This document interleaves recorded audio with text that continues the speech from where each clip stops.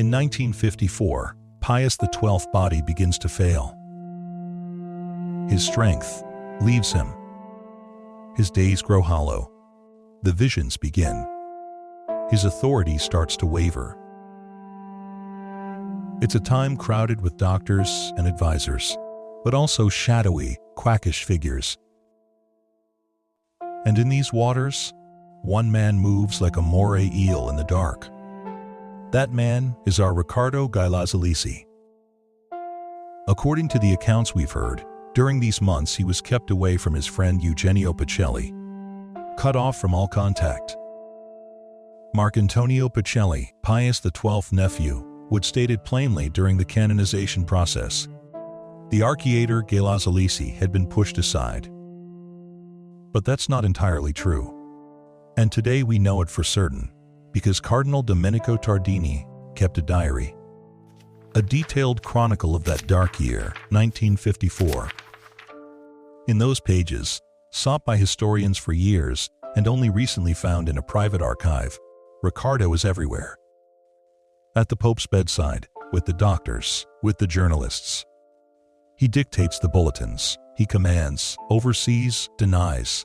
He manipulates his colleagues. He shapes the story of the illness, both inside and outside the Vatican. Riccardo is not just a doctor. He is a politician.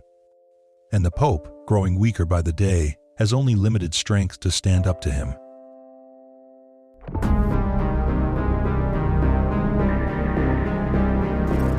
What you are about to hear is the private diary of Cardinal Domenico Tardini, written in 1954. It was found by chance and published only recently.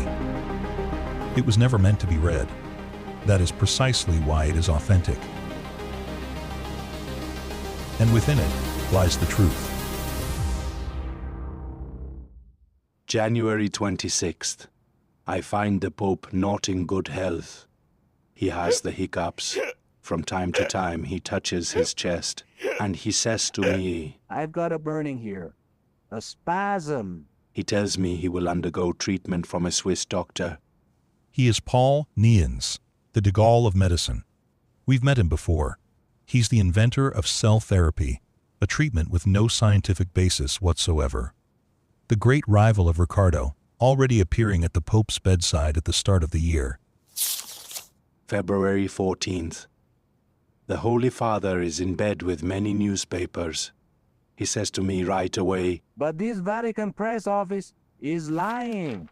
They say I slept well. That's not true. I didn't sleep at all."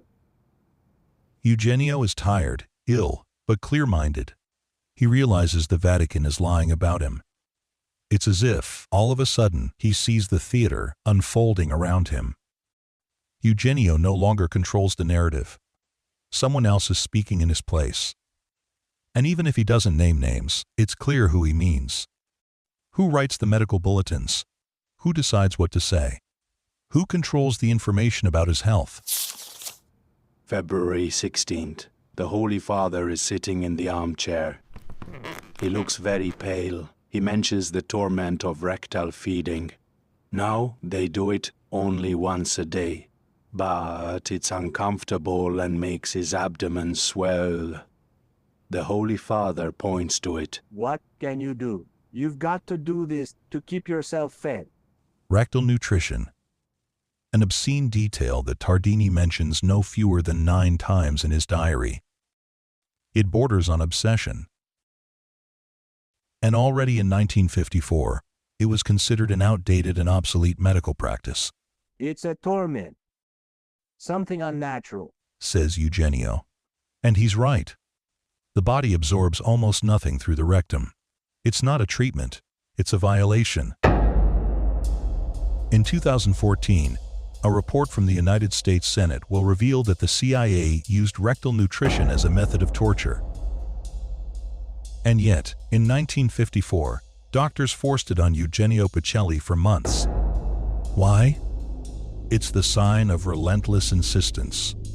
And, above all, it's the end of dignity.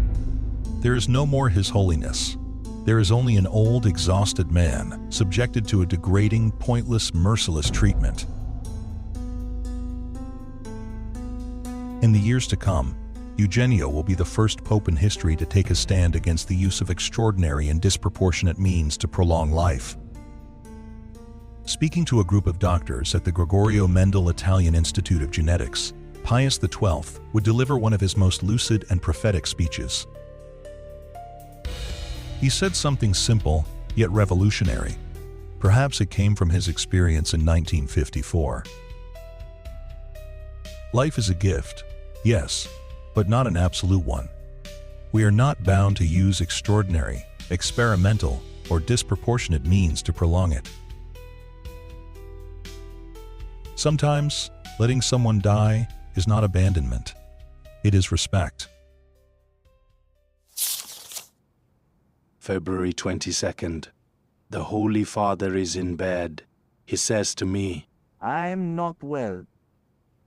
Yesterday afternoon, my hiccups and vomiting came back. I drank a glass of vinegar.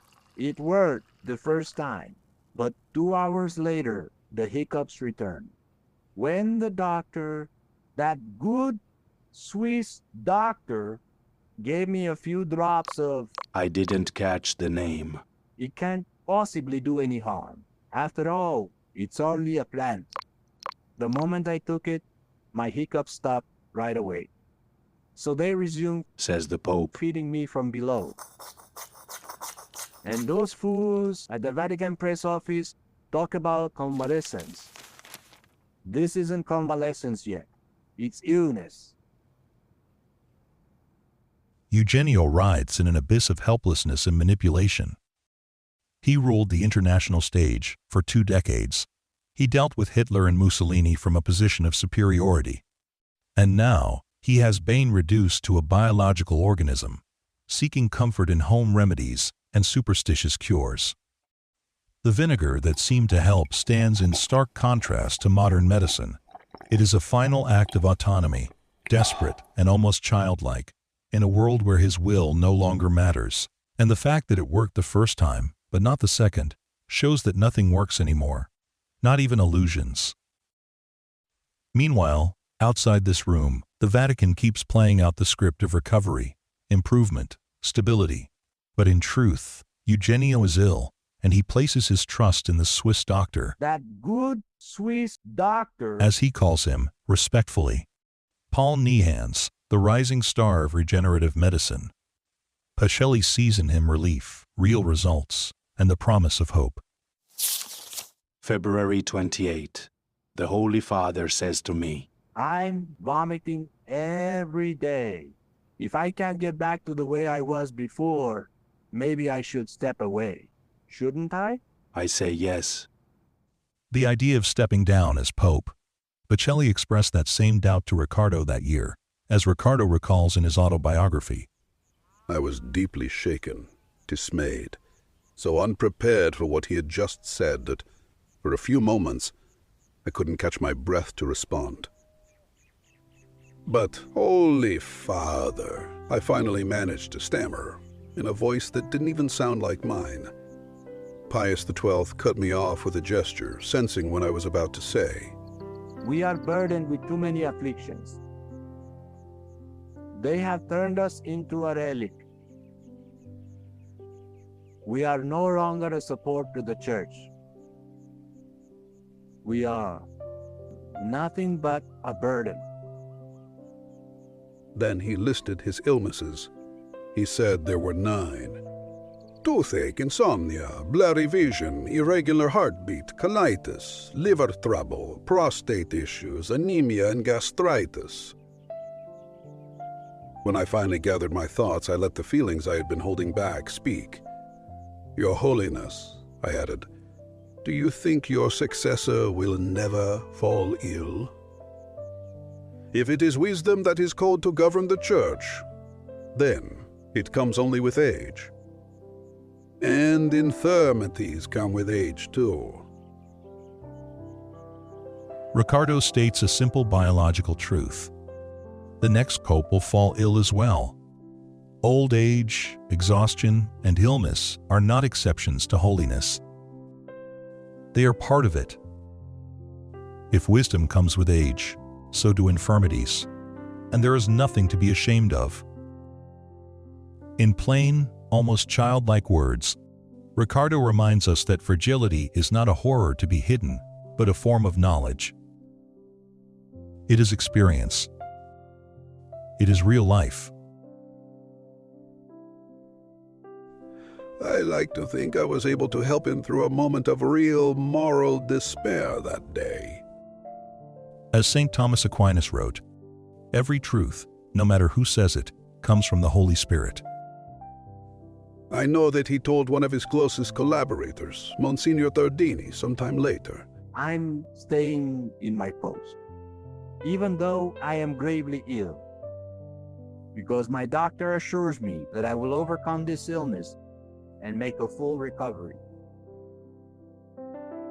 Who knows which doctor he's talking about, whether Riccardo or his rival, Paul Niehans. March 1st. I set up a meeting with Professor Galeazzi. He's optimistic. The Holy Father is slowly improving. I told him the Holy Father told me I vomit every day.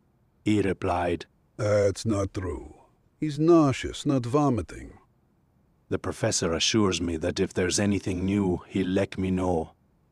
He says he's in constant contact with other doctors and keeps them updated, since the Pope doesn't want medical consultations.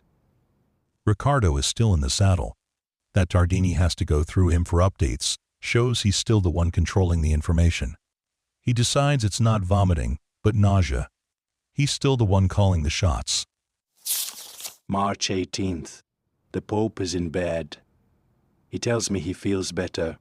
He talks to me about the statement published in L'Osservatore Romano. He edited it himself. The statement reads, The clinical investigations that have so far been possible and are periodically repeated allow for increasingly favorable prognoses. Professor Galeazzi had phrased it with some doubt. Other illnesses should probably be ruled out. But the other Swiss doctor said that we can be certain there are no other illnesses, He is excellent. says the Pope. After all, he's the one who oversaw the entire treatment. And more, the Pope remarks. I haven't been able to persuade Professor Galeazzi that, from a chronological point of view, everything stemmed from the hiccups. The hiccups came first. The stomach trouble only came later. It's a discordant symphony of power, perception, and rivalry, played by three clashing instruments: Eugenio, Riccardo, and Niehans. The Pope edits the press release himself. It's as if the sovereign, stripped of real strength, is trying at least to protect his public image. Riccardo is starting to look unsure. Niehans, the Swiss doctor who has taken control of the situation, is confident. He claims the credit. He steps forward, and Eugenio is on his side. It's a bitter moment for Riccardo. The Pope no longer believes him. He criticizes his diagnoses. He challenges his explanations. What came first, the stomach or the hiccup? Riccardo stands by his version, but he's no longer the one who gets to decide which story to tell. The official voice is someone else's. It's Niehans's. Riccardo is forced to follow another man's narrative. He's still there, but stripped of authority. And in the end, it doesn't even matter who's right.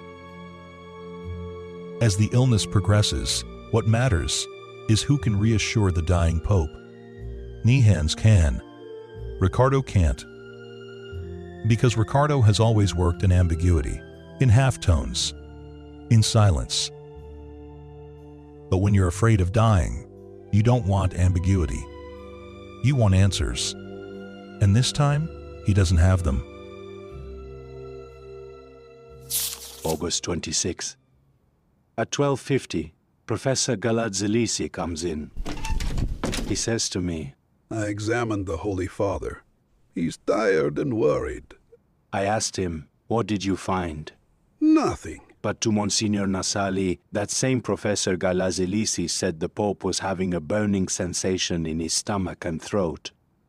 Then the professor said to me, I hope neither Gasparini nor Niehans comes. There should be only one person in charge. He adds that Gasparini doesn't examine the Holy Father, but handles everything superficially. It may look like an ordinary scene.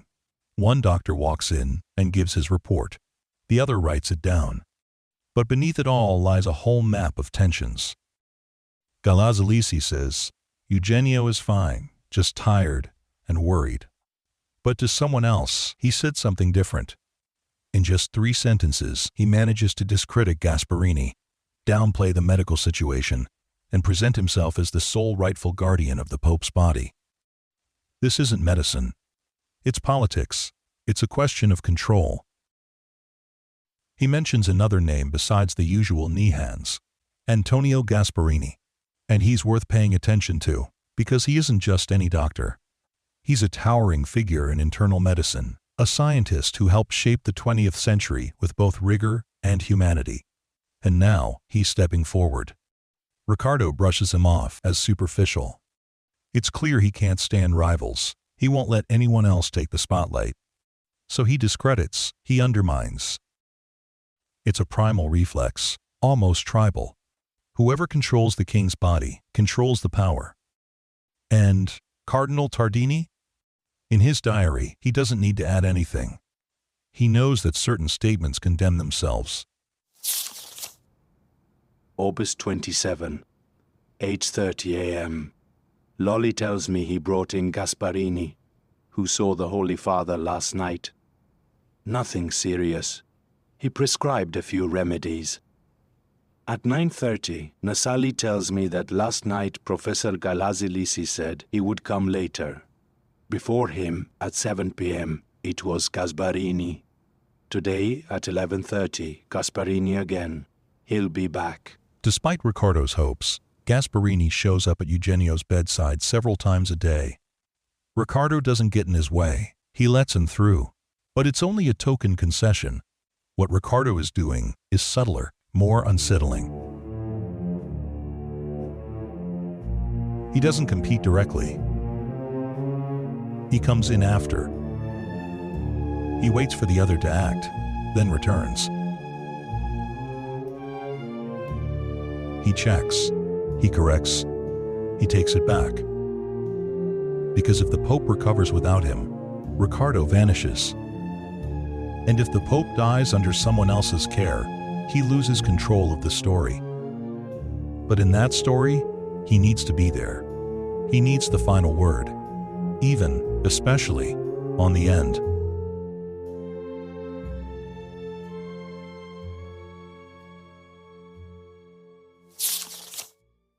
December 1st, Professor Galeazzi-Lisi comes in.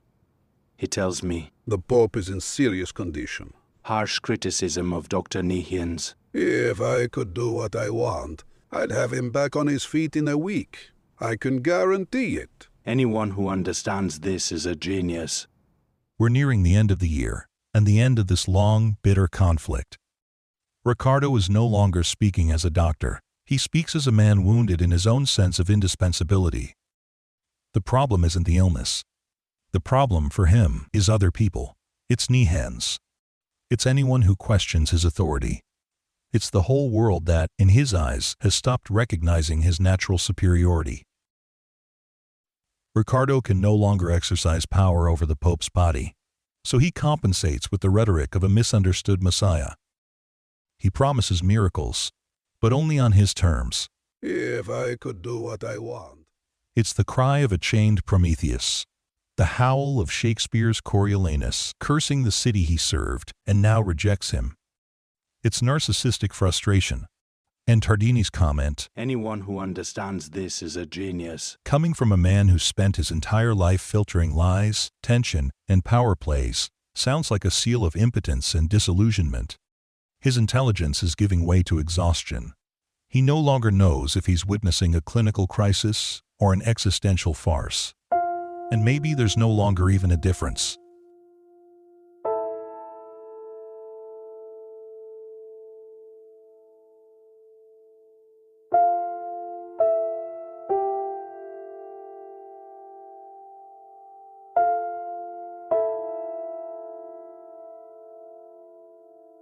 December 2nd, 1954, marks the peak of the crisis. Tardini notes in his diary that every 5 minutes, the Pope retches and vomits a coffee-colored substance. Eugenio is already hearing voices from the other side. He tells me, I'm telling you, others might think they are the hallucinations of a sick man. But yesterday morning, I distinctly heard a voice. So clear. He says it and touches his right ear. It said, a vision is about to come. But nothing came. This morning, while attending Holy Mass, I saw the Lord, if only for an instant. It was just a moment, but I saw him clearly. I leave at 1:30, deeply shaken. Afternoon brings the drama.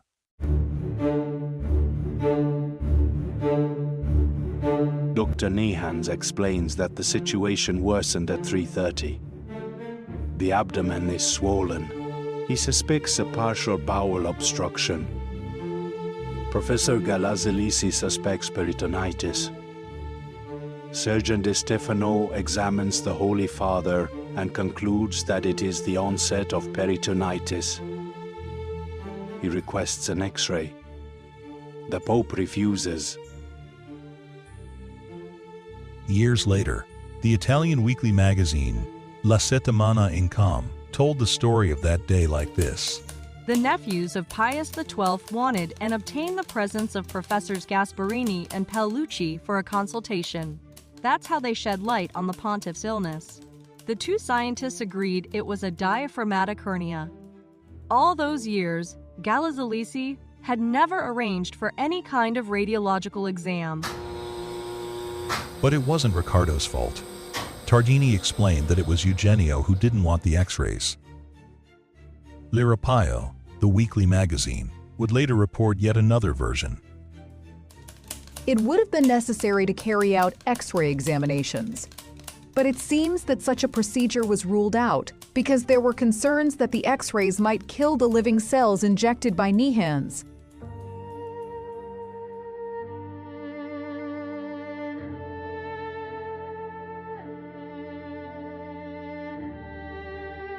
The situation worsens once again. Once more, L'Europaio.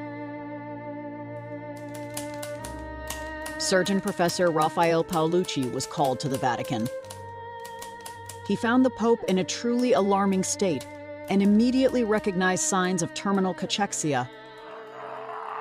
He examined the distinguished patient and promptly declared that what was needed at his bedside was not a surgeon, but a clinician. It was Paolucci himself who first called Professor Ferdinando Corelli, and then, a few hours later, Professor Antonio Gasparini. The story that terrible 2nd December has been told in various versions. Professor Niehans said, much later, that he had saved the pontiff with a potato broth. Galeazzi-Lisi was able to retain the role of savior, thanks to his position overseeing the treatments administered to Pius XII.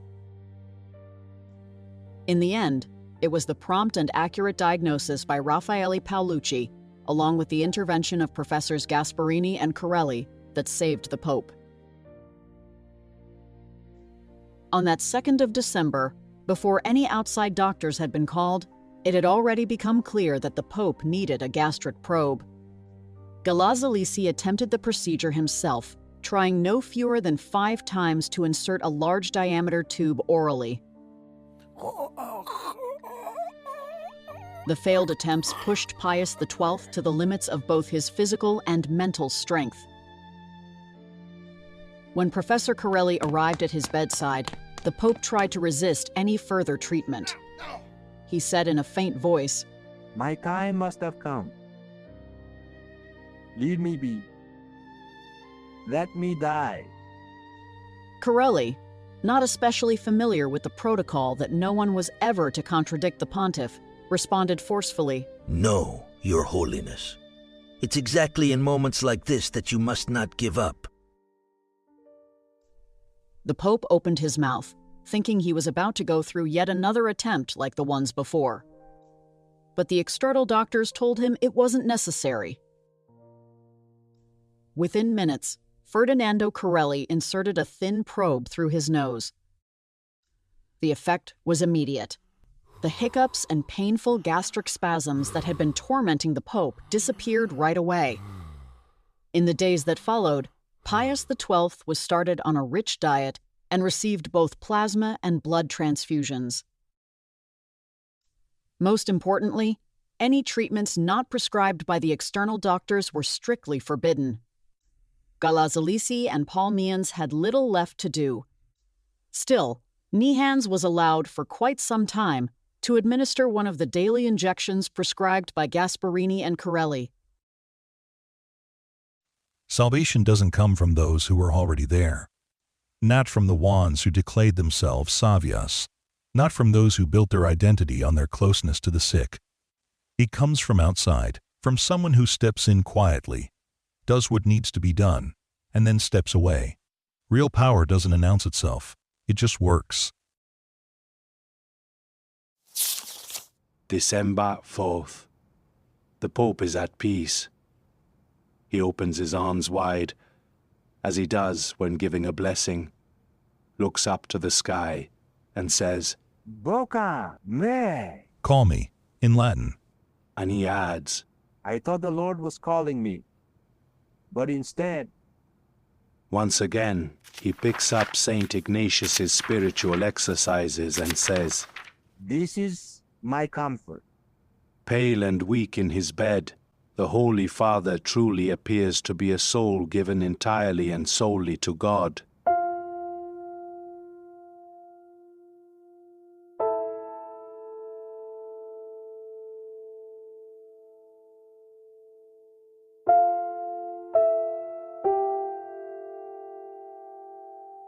But all of this may simply be the most extreme and grotesque consequence of something far deeper and more tragic. Because what we witnessed during that terrible year, 1954, was a man, Eugenio Pacelli, suffering profoundly under the weight, the ambition, charlatanism, and incompetence those around him. He is a man of immense learning and deep spirituality, yet dangerously open to the illusory promises of experimental drugs, invented therapies, and medical chimeras. And perhaps the reason is simple. Eugenio is a man of absolute faith, shaped by vocation and deep conviction to see the invisible as just as real as the visible, and to view science as limited, fallible, and ultimately insufficient. And in this faith, Eugenio surely finds comfort, but perhaps also the blind spot that leaves him open to manipulation.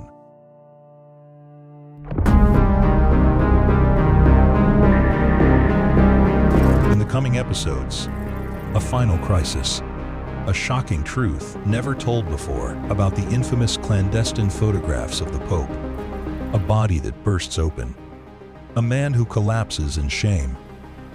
The end is near, but the worst is yet to come.